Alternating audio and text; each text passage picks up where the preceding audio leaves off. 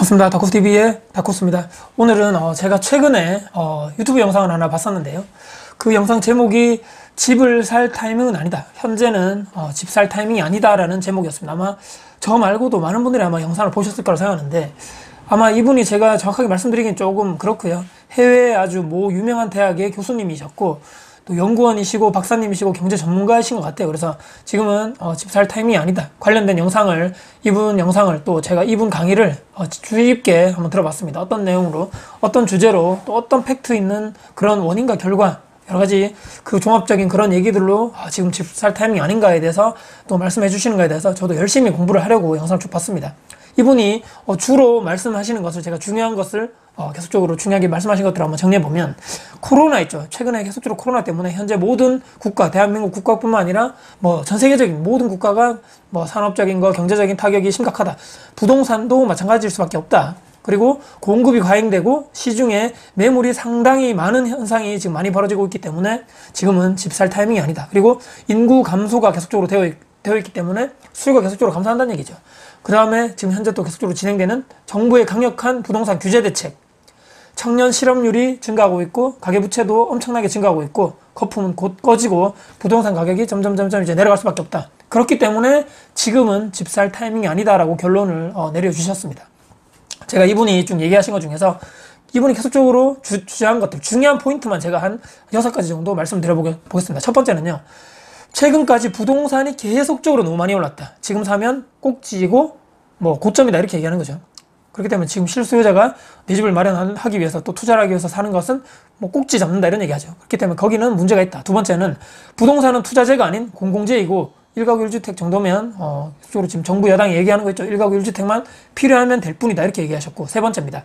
무리한 대출을 이용해서 부동산 투자하는 그런 행위 있죠. 영끌이라고 하는, 영혼까지 끌어모아서 하는 그런 것이 사회적 문제를 일으키기 때문에 가급적이면 자제를 해야 된다. 특히 2030 젊은 세대들. 네 번째입니다. 다주택자 또는 투기꾼, 이렇게 임대사업자 관련해서 이들의 욕심과 욕망으로 인해 실제적으로 주택이 필요한 실수요자들이 상당히 피해를 보고 있고, 이분들이 집을 살 수 없기 때문에 사회적 문제가 된다. 다섯 번째입니다. 2014년부터 지금까지 6년간, 이제 6년 지났죠. 2020년이니까 6년간 쉬지 않고 집값이 계속적으로 올랐다.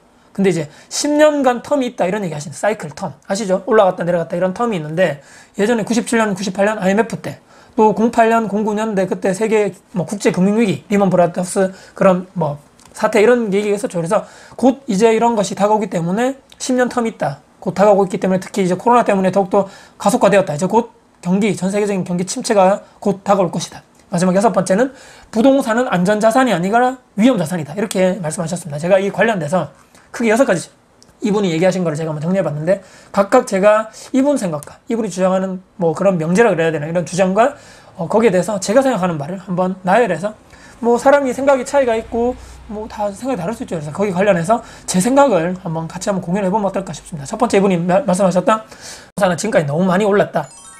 자, 저는 반은 맞고 반은 틀리다. 제발 일반화의 오류를 제발 범하지 말자라고 다시 한번 제가 매번 영상에서 말씀드리죠. 이런 오류를 범하지 말자. 수년 동안 여러분들 오르지 않은 것도 수두룩합니다. 오히려 가격이 낮아진 것도 너무너무 많습니다. 신축, 분양권, 핵심 입지에 있는 아파트, 구축도 마찬가지고요. 또는 서울로 따지면 강남, 그런 부동산의 그들만의 이런 얘기가 될 수 있겠죠. 아까 말씀드린 6년간 지속적으로 올랐다, 서울 강남의 전세 가격이 몇십 주 연속 오름세다, 그런 얘기 많이 들어보셨죠. 그들만의 리그입니다. 몇 개의 데이터만 가지고 전체인 양, 제발 일반화의 오류를 범하지 말자. 지금 사면 꼭지, 고점, 수요가 탄탄하지만 공급이 없는 곳이라면, 여러분들 아까 말씀드렸죠. 제가 그들만의 리그, 자기 갈 길 가는 것입니다. 시장 자체가 다르다고 생각해야 된다. 엄연하게 다른 것은 우리가 인정해야 되겠죠. 저기 강남이라든지, 예를 들어서 요즘에 최근에 어떻습니까? 9억, 10억, 15억 이상 아파트 대출이 전혀 되지 않음에도 불구하고 거래가 있다는 것은 그만큼 현금을 그만큼 보유하고 있는 사람들이 있다는 얘기죠. 저 같은 사람, 일반 이 영상 보시는 분들, 아니 10몇 억이나 어떻게 현금을 가지고 대출 없이 어떻게 살 수 있을까라고 생각하겠지만, 그런 사람이 우리가 참 인정하기 싫겠지만 있다는 얘기겠죠. 그렇기 때문에 시장 자체가 다르다고 생각하고 구분해서 생각해야 된다고 저는 생각하고요. 모든 사람들이, 좀 슬프지만 강남에 모든 사람들이 다 들어갈 수 없다. 실수요자가 피해를 보고 그런 얘기 있죠. 그리고 내가 가지고 있는 자본, 그리고 내 신용을 이용해서 감당할 수 있는 만큼의, 제가 말씀드린 대출, 아까 연끌 비슷한 얘기인데, 그런 대출을 받아가지고 내 집을 사는 거에 대해서는 저는 전혀 문제가 없다고 봅니다. 앞으로 금리가 우리가 막 급상승해가지고 예전처럼 금리 부담, 이자 부담이 너무나 엄청나게 막 너무 부담스럽다 그래. 유동성이 막 지금 전 세계적인 이런 영향 때문에 전 세계적인 막 유동성이 갑자기 풀렸던 유동성이 갑자기 줄어든다거나 대한민국 자체가 어려워지거나 망할 것이라고 생각하지 않기 때문에 저는 뭐 이렇게 뭐 말씀드리지만 아까 말씀드린 뭐 모든 부동산이 올랐다 지금 사면 꼭지라는 말은 반은 맞고 반은 틀리고 일부 지역은 맞고 일부 지역은 여전히 오르지 않은 지역도 많고 오히려 떨어진 지역도 있기 때문에 제발 일반화의 오류를 범하지 말자라고 저는 그렇게 꼭 제 생각을 말씀드리고 싶습니다. 두 번째, 부동산은 투자재가 아닌 공공재이고 1가구 1주택만 필요하다 이렇게 얘기하셨죠. 자, 근데 이제 사람들의 생각의 차이라고 저는 생각합니다. 뭐 의식주 중에 우리가 하나 포함되죠. 이게 부동산이라는 것은 공공재란 뜻이 여러분 무엇입니까? 공공, 국가에서 그러면 모두 다 집을 다 이렇게 사가지고 뭐 임대를 해줘야 되는 것인가? 그건 또 아니라고 생각하는 거죠. 대한민국뿐만 아니라 자본주의 국가 모든 그런 국가에서는 땅이라든지 토지라든지 건물 다 사유재산으로 인정이 되고 있죠. 근데 가격이 오르고 내리는 것은 대부분 저는 수요 공급, 뭐 시장의 원리 그렇기 때문에 저는 투자재의 성격이 강하지 않은가라고 제 생각이 개인적인 생각입니다. 근데 이제 내 돈이 뭐 집을 사기 위해서는 내 돈이 들어가야 되는 거죠. 그래서 그런 논란 자체가 공공재냐 투자재냐 의미가 없다고 저는 보고요. 1가구 1주택 제가 뭐 정부 여당에서 계속 밀어붙인 지난번에 제가 영상을 말씀드렸지만 정말 불가능한 패러다임이 아닌가. 도대체 다주택자를 세금이라든지 징벌적 세금으로 해서 그들이 보유하고 있는 이런 주택을 시장에 내놓은 것은 어쩌면 가능할지 모르겠지만 안 사는 사람들 어쩔 수 없이 못 사는 사람도 있을 뿐만 아니라 나는 집이 필요 없어. 난 절대 안 살 거야. 난 골치 아픈 거 싫어. 세금 내기도 싫어. 하는 그들의 그런 집을 사기 싫은 그런 욕망이라든지 그런 의지를 어떻게 정부 여당이 그렇게 다 할 것인가는 저는 불가능하다고 보기 때문에 이런 것은 거의 뭐 무의미한 이런 뭐 논리라든지 이런 주장이 아닐까. 세 번째입니다. 아까 말씀드린 연끌 이런 문제가 있다 얘기하셨죠. 근데 이제 현재 저금리 제가 다시 한번 말씀드리지만 충분하게 내가 감내할 수 있는 대출 규모인가 연끌해서 내가 집 사겠다는데 지금 2030이 문제 저는 이것은 좀 잘못되었다고 봅니다. 집값은 예전에 저희 부모님 세대에도 비쌌고 지금도 비싸고 미래에도 당연히 비싸다고 할 겁니다. 예전에도 저희 부모님 세대 어떻습니까? 빚내가지고 수십 년간 대출 갚아가지고 마지막 대출 갚는 날에 여러분들 뭐 TV라든지 뭐 거기 드라마에도 나오지만 저희도 그랬습니다. 예전에 저희 여러분들 그렇지 않았습니까? 집을 사가지고 나중에 수십 년 동안 대출 원금 이자 갚고 나서 마지막 대출을 딱 갚는 그날 부모님이 자식들 뭐 밖에 데려가서 외식도 하면서 드디어 저 집이 이제 은행에 돈이 하나도 빚이 없고 다 오로지 우리가 다 우리 돈으로 가지고 있는 집이야. 너무 고생했습니다 여보. 그런 여러분들 그렇게 경험해 보시지 않으셨습니까? 예전에도 빚내서 다 집을 샀다는 얘기입니다. 연끌 위험하고 갑자기 집값이 떨어지고 그런 것이 문제가 아니고 지금 젊은 층들 중에서 2030 세대들 중에 상당히 현명 선택을 하시는 분들도 미래적으로 어느 정도 플랜이 있으신 분들이 있죠. 미래 가치를 내다보고 미리 직장이라든지 나중에 내가 결혼해서 자녀 양육, 뭐 교육, 생활 인프라 뭐 모든 것을 다 감안해서 내가 미리 사두겠다는데 지금 내가 돈이 없지만 미리미리 혹시라도 저희가 더 올라갈 것을 대비해서 내가 미리 사두겠다는데 대출도 원금이자 내가 스스로 갚겠다는데 그 정도 능력이 있다는데 무엇이 도대체 문제란 말입니까? 연끌은 당연한 것이고 최근에 갑자기 생겨난 이런 개념이 아니라고 생각합니다. 예전부터 있었다는 얘기인 거죠. 네 번째, 다주택자 뭐 임대사업자 투기꾼들의 욕망으로 실제 집을 사야 되는 실소유자들이 피해를 본다. 실제로 주택이 필요한 사람들 중에 100%는 아니겠지만 많은 사람들이 집을 사는 것을 싫어하고 필요성을 느끼지 않습니다. 연끌하기도 싫고 집값 하락에 대한 그런 리스크를 내 스스로 안고 가기도 싫은 거죠. 가격이 떨어졌는데 안 사는 것을 보면 여러분들 알 수 있지 않습니까? 예전에도 아까 사이클이 있다 말씀드렸죠. 집값이 떨어졌는데 집값 떨어졌으니까 나 이제 사야 되겠다. 저 타이밍이야 라고 들어가지 않는다는 거죠. 오히려 더 떨어질 것 같으니까 오히려 집을 더 못 사는 심리. 다주택자들이 없으면 여러분들 냉정하게 생각해 보십시오. 전세 있죠. 전세도 없고 월세도 없는 겁니다. 모든 이 100% 이런 임대 매물을 정부에서 다 감당할 수 없기 때문입니다. 민간 다주택자 또는 민간 임대사업자들이 임차인들, 세입자들과 서로 윈윈했던 그런 제도가 바로 전세 아닙니까? 임차인들은 목돈을 맡기고 내가 월세로 하기는 조금 어렵지 않습니까? 왜냐면 매달 그런 목돈이 몇십만 원이 계속적으로 돈이 나가면 돈을 모을 수 없다는 그런 아주 문제점이 있기 때문에 목돈을 일단은 임대인에게, 집주인에게 맡기고 나서 2년 정도 내가 살고 그 사이에 내가 돈을 열심히 모으고 아껴가지고 나중에 나갈 때 그 돈과 내가 지금 모은 돈 합치고 또 뭐 연끌을 하든지 해서 내가 대출을 받아서 내가 더 좋은 집을 사게 되는 것. 이것이 계속적으로 우리가 원래 했던 패턴입니다. 근데 차이는 임차인인대로 전세 제도가 좋았고 그 임대인은 어떻습니까? 임대인은 무이자로 받은 그 전세금을 활용해서 자산을 늘리고 또 2년 뒤에 다시 돌려주는 서로 윈윈하고 서로 좋았다는 것이죠.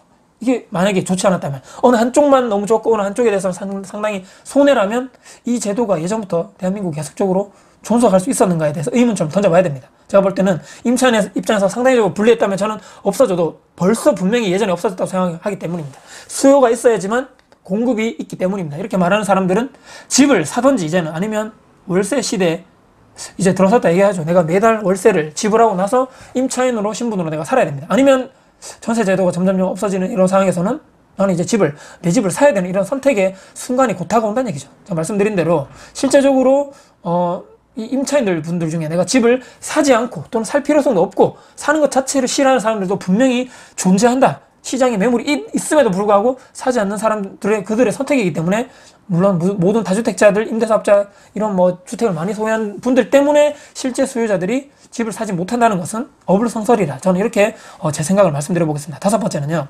2014년부터 계속적으로 6년간 시장과 집값이 올랐다. 또 10년간 이런 상승 하락의 텀이 있다. 그런 사이클이 있다. 이런 얘기죠. 근데 이제 저희 이야기는 여러분들 너무 많이 들어보신 얘기 아닌가요? 부동산 사이클이 10년이다. 근데 저는 이제 그것은 아무도 모른다고 생각합니다. 신도 모르고요. 국방부 시계가 여러분들 고장나도 하루에 2번은 맞다 이런 얘기 하죠. 왜냐면 계속적으로 고정되어 있기 때문에 시간이 하루에 2번 똑같은 시간 오죠. 근데 이제 저 이야기가 맞으면 이 전문가는 그렇게 얘기하겠죠. 봐라, 내가 예전에 저런 했던 말이 맞지 않느냐. 틀리면, 만약에 저 얘기가 맞지 않으면 그냥 넘어가는 거죠. 의미 없습니다. 현재 코로나 모든 사람들이 고통받고 있고 정부 정책에 영향을 받고 있고 또 여러 가지 외부적 내부적 영향이 있습니다. 그렇기 때문에 일부 지역의 부동산이 계속적으로 상승하고 일부 지역은 계속적으로 하락할 것이고 보합 상태인 곳도 있겠죠. 그러니 몇 억대는 그런 곳만 제가 처음에 말씀드렸죠. 이런 데이터만 가지고 계속적으로 오른다. 6년간 계속적으로 올랐다. 6년간 계속적으로 오른 곳도 있지만 6년간 계속적으로 보합 상태인 곳도 상당히 많고요. 지방이라든지 소도시는 아직까지도 가격을 예전 분양가, 예전 그 고점 상태를 회복하지 못한 곳도 아직까지도 무수히 많다는 것이 팩트라고 여러분들 아셔야 됩니다. 그 다음에 마지막 6번째, 부동산은 안전자산이 아니고 위험자산이다. 이제 저는 이 부분에 대해서는 그 전에 5가지 위에 대해서는 제가 반박을 했다면 반박하는 얘기인데 이 부분에 대해서는 전 저쪽으로 동의합니다. 당연히 위험자산이 맞습니다. 부동산은요. 투자라는 개념인 거죠. 부동산에 내가 지금 부동산을 살 거야, 나 매매할 거야 라고 했을 때는 무조건 부동산 사면 무조건 오른다, 무조건 사야 돼, 이것이 안전자산 아닙니까? 근데 이제 투자라는 개념에서 부동산이 들어가 있는 거죠. 리스크를 안고 내 피 같은 돈 열심히 여러분들이 회사 생활을 하시면서 이렇게 인간관계 갈등도 겪고 회사 하기 싫은 일도 하고 아침 일찍 출근해서 늦게까지 일하시고 야근하고 주말에도 일하시고 그렇게 벌은 월급 아닙니까? 그 내 피 같은 돈을 투자하는 것. 근데 이제 사기만 하면 무조건 오른다, 이것은 아니라는 얘기인 거죠. 공부도 해야 되고 현장도 가봐야 되고 이 모든 것이, 근데 이제 여러분들 힘들고 이 리스크를 안기 힘들 것 같기 때문에 이 임차인분들 중에 또 내 집을 소유하고 있지 않으신 무주택자분들 중에서 일부가 이것이 어려울 것 같다, 나는 안 될 것 같다, 나는 그냥 아무런 리스크를 안기 싫다, 이런 분들도 분명히 존재를 한다는 것이죠. 이런 분들도 분명히 있다는 것을 인정해야 됩니다. 우리가 제가 이렇게 말씀드린다 해서 삐딱한 시각으로 저를 볼 것이 아니고, 저 사람은 어떻게 예를 들어서 이 영상 보시는 분들 무주택자가 있다면 주변에 있는 분들 중에서 만약에 투자를 했던 분이 한다면 어떻게 저 사람 저렇게 투자를 했을까? 이렇게 삐딱한 자세를 보는 것이 아니고 뭔가 있을 것이야, 뭐가 있다, 이것이 아니고 배우려는 자세를 가지셔야 됩니다. 저 사람을 어떻게 저렇게 투자를 했을까? 어떻게 저 지역을 들어갔을까? 어떻게 저기에 자기 내 집 마련을 했을까? 어떻게 저렇게 대출 다 받아서 연끌을 해가지고 저렇게 샀을까? 내 스스로 반성하고 내 스스로 돌아보는 것이 없다면 절대로 저는 발전이 없고 그분의 미래가 밝을 수 없다고 봅니다. 제가 오늘 말씀드린 대로 집 살 타이밍 여러분들 과연 있을까요? 오늘 제가 결론을 말씀드리겠습니다. 일반화의 오류로 모든 부동산이 오르고 내린다 하지 말자. 스스로 공부하고 원칙과 소신을 만들기 위해서 내 노력과 시간과 비용을 반드시 투자해야 된다. 그리고 투자한 사람들을 맹목적으로 헐뜯거나 비난하지 말자. 적어도 그들은 리스크를 안고 투자를 한 사람이기 때문에 스스로 책임지는 사람입니다. 그 사람은요, 아무것도 선택하시지 않는 그런 사람들보다 100번 나은 선택을 하고 있다. 저는 그렇게 생각하고요. 내 집 마련의 타이밍이라는 것은 절대로 없다. 내가 감당할 수 있는 그 선, 내 가족, 내 자녀, 내 생활 인프라, 모든 것을 고려해 봤을 때 가장 좋은 것을 미리 선택하고 미리 내가 그 집을 사면 된다. 타이밍은 신도 절대 알 수 없다. 전문가의 말은 참고만 하자. 오늘 제가 이분의 영상을 보고 제 나름대로 제 소신을 밝히면서 제가 정리한 바를 오늘 말씀드려 봤습니다. 여러분들 집 살 타이밍 반드시 존재한다고 보십니까? 오늘 제 생각에 어떤 부분은 또 동의하시고 어떤 또 일부분은 또 동의하시지 않을 것 같은데요. 항상 제가 말씀드리지만 전문가, 진짜 전문가도 있을 것이고 여러분들 지금도 가짜 전문가들이 판을 치고 있습니다. 이런 분들의 말을 여러분들이 신중하게 한번 보시고 양측의 의견을 한 번쯤을 계속적으로 고려해서 한번 들어보시고요. 여러분들만의 좋은 인사이트를 가지기 위해서 반드시 스스로 공부하시고 현장도 나가보시고 하셨으면 하는 바람입니다. 제가 오늘 여러분들께 말씀드린 영상이 도움되셨다면요, 구독, 좋아요, 알람 설정 그리고 댓글 주시고요. 제 영상이 주변 분들께 또 공유될 가치가 되어 생각하신다면 널리 공유를 해주시면 제게 아주 큰 힘이 될 것 같습니다. 다음에도 도전 영상 가지고 찾아뵙겠습니다. 지금까지 다쿠TV의 다쿠였습니다. 화이팅입니다.